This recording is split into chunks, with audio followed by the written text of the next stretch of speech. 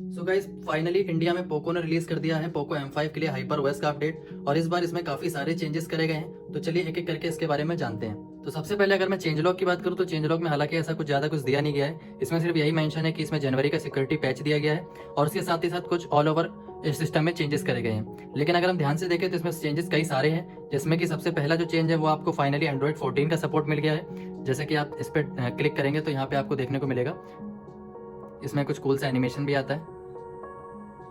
So finally Android 14 भी Poco M5 में आ चुका है। और उसके साथ ही साथ बाकी अगर सारे फीचर्स की बात करें तो सबसे पहला जो फीचर वो आपको सबसे पहले नोटिस होगा वो है इसका लॉक स्क्रीन। अगर आप इसके लॉक स्क्रीन पर टच एंड होल्ड करेंगे तो आपको कुछ इस तरीके के कस्टमाइजेशन के वॉलपेपर मिलेंगे, जिसमें आपको एक क्लासिक वाले वॉलपेपर है जिसमें आप जो क्लॉक का डिज़ाइन है ये सारी चीज़ें चेंज कर सकते हैं। उसके साथ ही रोम्बस में आएंगे तो यहाँ पे कई सारे अलग अलग डिज़ाइन के वॉलपेपर आपको मिल जाएंगे। जैसे कि अगर मान लीजिए हम ये वाला सेलेक्ट करते हैं तो इसको हम कस्टमाइज पे क्लिक इस पर आप क्लिक करके जो क्लॉक है इसका डिज़ाइन भी आप चेंज कर सकते हैं। जैसे कि आप ये अगर ये वाला लगाना है तो जैसे कि हम अगर हम ये वाला सेलेक्ट कर लेते हैं उसके बाद यहाँ पे आप इसके कलर को भी चूज़ कर सकते हैं। इसमें अगर मल्टी कलर करते हैं तो ये डुअल कलर में आएगा कुछ इस तरीके से। सो ये है और ये सारी चीज़ें हैं। और बाकी वॉलपेपर पे आप क्लिक करेंगे तो ये वॉलपेपर तो डायरेक्टली आपको थीम स्टोर में ले जाएगा जहाँ अलग अलग वॉलपेपर में आपको मिल जाएंगे। उसके साथ ही साथ ये कुछ फिल्टर्स पे अगर आप क्लिक करेंगे तो ये कुछ इस तरीके का डिज़ाइन आएगा जैसे कि नथिंग फोन 1 में आता है। सो कुछ इस तरीके का डिज़ाइन आएगा। अगर आप इसमें मैट इफेक्ट पे क्लिक कर देंगे तो ये वॉलपेपर थोड़ा मैट फिनिश के साथ आ जाएगा, जिसमें ये वॉलपेपर थोड़ा क्लियर नहीं दिखता है। तो हालांकि मैं इसे नॉर्मल रखूँगा। सो जैसे हम ये सेट कर देते हैं और इसको अप्लाई कर देते हैं सो ये अप्लाई हो जाएगा। बाकी अगर हम बात करें एक जिसके नीचे एक और वॉलपेपर आते थे जिसमें आपको डेप्थ इफेक्ट का वॉलपेपर मिलता था, वो इसमें फिलहाल नहीं दिया गया है। इसमें आपको ये दो ही ऑप्शन मिलते हैं। बाकी आप इसमें क्लॉक वगैरह सभी में कस्टमाइज करने का ऑप्शन आपको मिल जाएगा। और अगर आपको जो डेप्थ वाले वॉलपेपर है अगर वो लगाने हैं तो उसकी ट्रिक मैं आपको लास्ट में बताता हूँ। आप उसकी मदद से भी जो डेप्थ इफेक्ट वाले वॉलपेपर है उसका यूज़ कर सकते हैं। तो बाकी सबसे पहला चेंज जो आया है वो है गाइस के सिस्टम परफॉर्मेंस में। जो अब इसकी जो परफॉर्मेंस मिलेगी वो आपको काफ़ी ज़्यादा स्मूथ मिलेगी, क्योंकि पहले जब MIUI 14 था तो इसकी परफॉर्मेंस इतनी अच्छी नहीं हुआ करती थी। लेकिन अभी जो हाइपरओएस आया है इसके आने से इसकी परफॉर्मेंस काफ़ी ज़्यादा सही हो गई है। अगर हम स्टोरेज में चलें तो अभी हम चेक करते हैं कि सिस्टम में कितना फाइल ले रहा है। सो आप देख पा रहे हैं सिस्टम में 12.27 GB ले रहा है। हालांकि फिर भी ये स्पेस ज़्यादा है क्योंकि हाइपरओएस में ये 8 GB और 9 GB के समथिंग लेता है और बाकी सिस्टम फाइल 7.62 GB की इसमें मिल जाती है। सो इसमें एक और फीचर इनेबल हो गया है। उसके लिए आप अगर गैलरी में जाते हैं और गैलरी में जाने के बाद आपको ये वाला ऑप्शन भी दिखने लगा है जिसमें आप backup your items to Google Photos, यानी कि जो भी आपके फोटोज हैं ये आप गूगल फोटोज में भी सिंक कर सकते हैं। पहले यहाँ पे Xiaomi क्लाउड होता था तो Xiaomi क्लाउड पे आप इतना ट्रस्ट भी नहीं कर सकते, क्योंकि अगर मान लीजिए अगर आपको पोको या रेडमी या Xiaomi का फोन ही आगे चल के खरीदना है तो फिर वो थोड़ा हेल्पफुल रहता है, क्योंकि वहाँ पे आप जब Xiaomi का अकाउंट लॉगिन करेंगे तो वहाँ पे आपकी ये सारी चीजें आ जाएंगी। लेकिन अगर आप किसी अदर ब्रांड का लेते हैं तो उसमें आपको गूगल में बैकअप रखना मस्ट रहता है। सो आप इसे टर्न ऑन बैकअप कर सकते हैं। इसके लिए अगर आपको ये ऑप्शन नहीं दिख रहा है तो आपको यहाँ 3 डॉट पे क्लिक करना है, सेटिंग्स में जाना है। उसके बाद ये ऑप्शन मिलेगा सेलेक्ट बैकअप। सेलेक्ट बैकअप पे जैसे ही आप क्लिक करेंगे तो यहाँ पे 2 ऑप्शन आ गए, एक गूगल फोटोज और एक माइक्रोसॉफ्ट वन ड्राइव। अगर आपके पास माइक्रोसॉफ्ट अकाउंट है तो आप यहाँ से भी कर सकते हैं, और अगर आपके पास वन ड्राइव अगर आपके पास गूगल वाला अकाउंट है तो आप उस पर भी कर सकते हैं। सो ये दोनों आपको मिल जाते हैं। आप अपनी जरूरत के हिसाब से किसी में भी अपना ये जो गैलरी का बैकअप है वो ले सकते हैं। बाकी सिक्योरिटी एंड प्राइवेसी की बात करें तो उसमें ऐसा कुछ खासा चेंज नहीं आया है, क्योंकि अगर हम इसमें चेक करें प्राइवेसी प्रोटेक्शन में तो ये सेम जैसे पहले आता था वैसे ही है। और बाकी बैटरी का सेक्शन थोड़ा बहुत चेंज हुआ है। इसमें आपका करंट मोड जिसमें balance, battery saver, ultra battery saver ये पहले भी था। इसमें एक नया ऑप्शन आ गया है बैटरी प्रोटेक्शन। इसमें टेम्परेचर और कितनी बार आपने चार्ज किया है एक दिन में वो शो करता है। उसके साथ ही साथ अगर एडिशनल फीचर में चले तो यहाँ पे नाइट टाइम मोड। इसमें ये होता है कि जैसे आप रात में फोन रख देते हैं तो रात में जो आइडल ड्रेन है वो अगर आप इसे ऑन कर देंगे तो काफी कम होगा, क्योंकि ये जो बैकअप वगैरह रात में होगा या कुछ जो प्रोसेसिंग होती है जो नाइट टाइम में जो बैटरी को डाउन कर देती है वो इसे अगर आप ऑन कर देंगे तो वो नहीं होगी।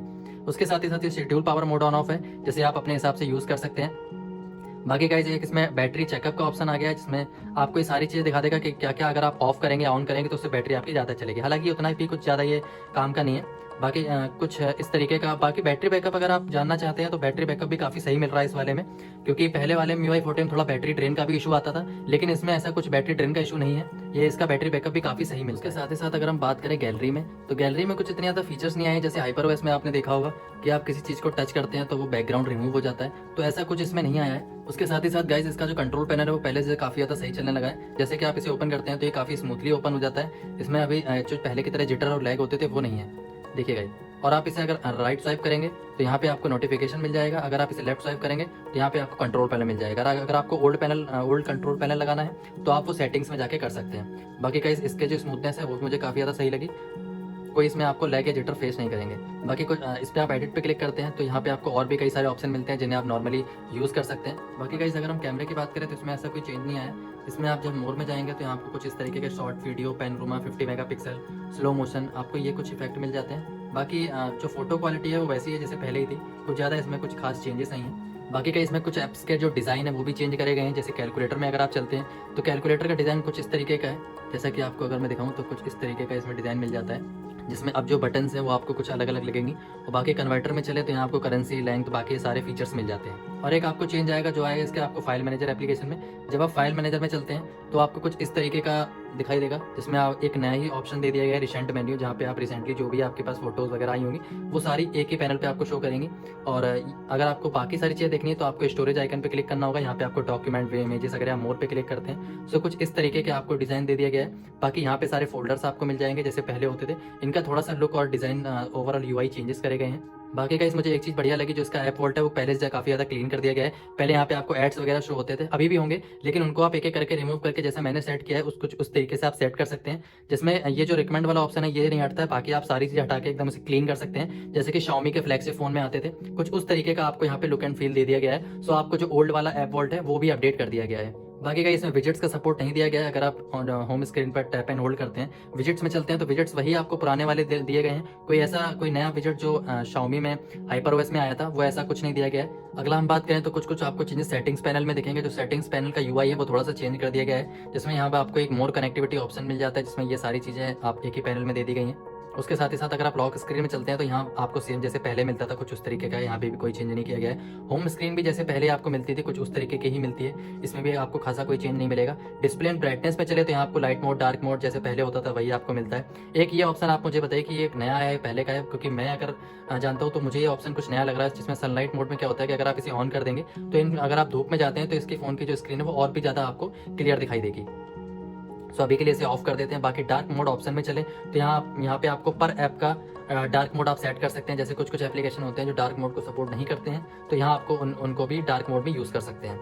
और गाइस मैं एक चीज़ आपको जरूर रिकमेंड करूंगा कि अगर आप Xiaomi, Redmi या Poco का कोई भी डिवाइस यूज़ करते हैं तो उसमें जो बैकअप होता है वो आप गूगल का ही लें। गाइस एक चेंज मिल जाता है आपको कैलेंडर वाले एप्लीकेशन में। इस वाले एप्लीकेशन में थोड़ा कैलेंडर के एप्लीकेशन का थोड़ा डिज़ाइन चेंज किया गया है, जिस पे आप यहाँ पे क्लिक करके वीक व्यू पे कर सकते हैं। अगर आपको ईयरली व्यू चाहिए तो कुछ इस तरीके का, जहाँ पे आपको पूरे साल का दिख जाता है, और उसके साथ साथ आप 3 डेज। तो इसका कुछ जो यूआई है वो काफ़ी ज़्यादा और इन्हेंस कर दिया गया है। और गाइस जो वेदर का एप्लीकेशन है वो भी बिल्कुल सेम है, उसमें भी कोई चेंज नहीं किया गया है। जैसे पहले था कुछ उस तरीके का ही डिजाइन आपको मिल जाता है, इसमें भी अभी कोई अपडेट नहीं आया है। सो अगर हम Geekbench की बात करें तो आपको सिंगल कोर का इसको 733 मिल जाता है और मल्टी कोर का 1949 मिल जाता है। बाकी गाइस एक ऑप्शन मैंने और चेक किया, जिसमें अगर आप सेटिंग्स में जाते हैं और अगर आप इसमें साउंड एंड वाइब्रेशन में जाते हैं, उसके बाद अगर आप यहाँ पे साउंड इफेक्ट में जाते हैं तो यहाँ पे आपको ग्राफिक इक्वलाइजर का ऑप्शन मिलता है, जिस पे क्लिक करके आप ये कई सारे प्रीसेट हैं जिसे आप चूज कर सकते हैं। इसमें custom, rock, jazz, hip hop, metal, blues, ये सारे ऑप्शन मिल जाते हैं, जिसको आप अगर जैसा भी आप गाने सुनते हैं, जैसा भी आपको ट्यूनिंग पसंद है, कुछ उस तरीके से आप सेट करके आप इसको एंजॉय कर सकते हैं। सो बाकी गाइस आपको परफॉर्मेंस वगैरह में ज़्यादा कुछ शिकायत नहीं मिलेगी, क्योंकि ये काफ़ी ज़्यादा स्टेबल बिल्ड है और इस बार इसकी जो परफॉर्मेंस है वो भी काफ़ी ज़्यादा स्मूथ कर दी गई है। हाँ, आपको जो ओपनिंग क्लोजिंग वाले जो एनिमेशन होते हैं